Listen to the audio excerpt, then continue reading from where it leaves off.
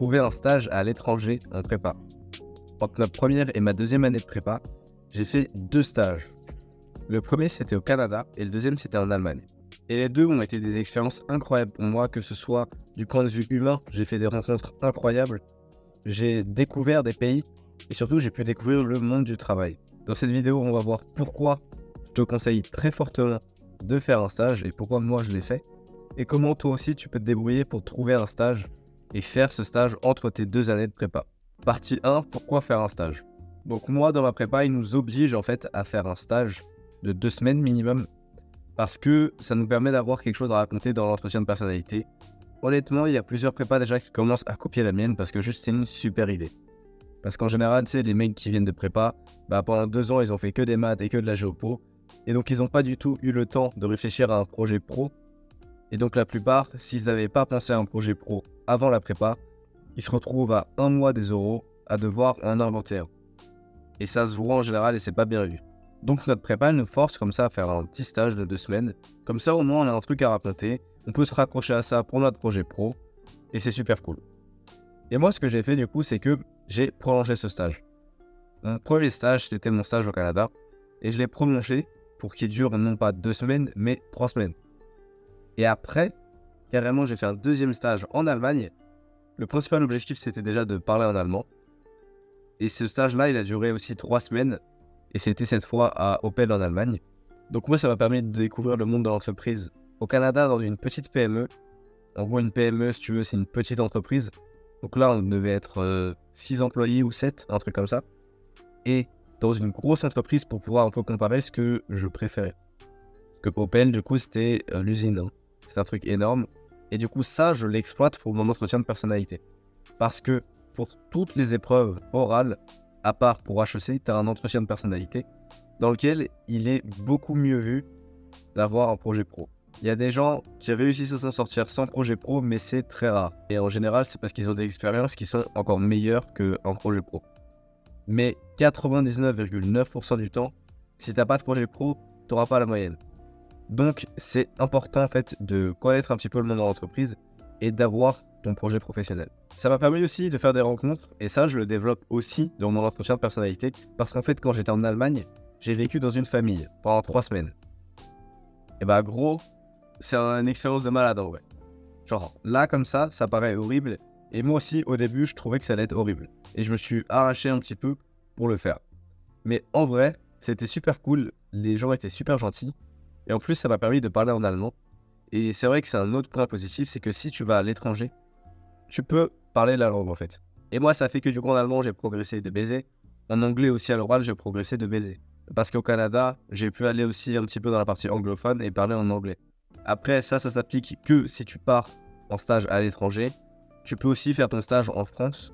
Et dans ce cas-là, du coup, tu parleras pas une nouvelle langue. Le dernier point sur lequel j'aimerais insister, c'est que vivre ces stages comme ça me fait juste un peu une aventure, tu vois. Ça me fait plein d'histoires à raconter. Et moi, tu vois, le fait d'être allé au Canada, c'était absolument incroyable. J'ai pu me balader dans la ville, j'ai pu voir plein de choses, j'ai pu vivre plein d'aventures, j'ai pu rencontrer plein de gens. Après, je suis allé à Toronto. Et c'était génial, j'ai pu faire plein de trucs, j'ai vu genre les chutes du Niagara et tout. Et après, quand j'étais en Allemagne aussi, du coup, j'ai vécu dans cette famille, j'allais au taf tout seul, en train. J'ai pu me balader comme ça dans la ville tous les jours. Et c'était trop bien. Donc il y a aussi un côté aventure comme ça à partir. Parce que en général, quand tu vas partir en stage, tu seras tout seul. Et ça s'applique aussi bien à un stage à l'étranger qu'à un stage en France. Sauf si tu fais genre ton stage chez ton père, et dans ce cas-là, vous ferez le trajet ensemble. Mais si tu fais ton stage par exemple dans une autre région, tu seras tout seul.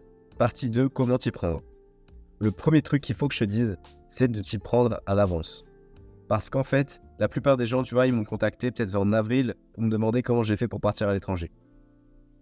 En fait, en avril, c'est déjà un peu trop tard. Faudrait que tu essayes de commencer les démarches vers novembre, décembre pour partir en juillet. La première raison, c'est tout simplement parce que t'es qu'un mec en prépa et les entreprises, elles savent très bien qu'en 3 semaines, tu vas rien leur apporter.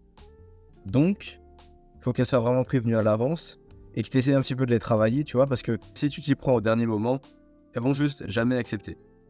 La deuxième chose, c'est que si tu veux partir à l'étranger ou même dans une autre région de France et que tu y vas en train ou en avion, en fait, plus tu t'éloignes et plus les billets sont moins chers.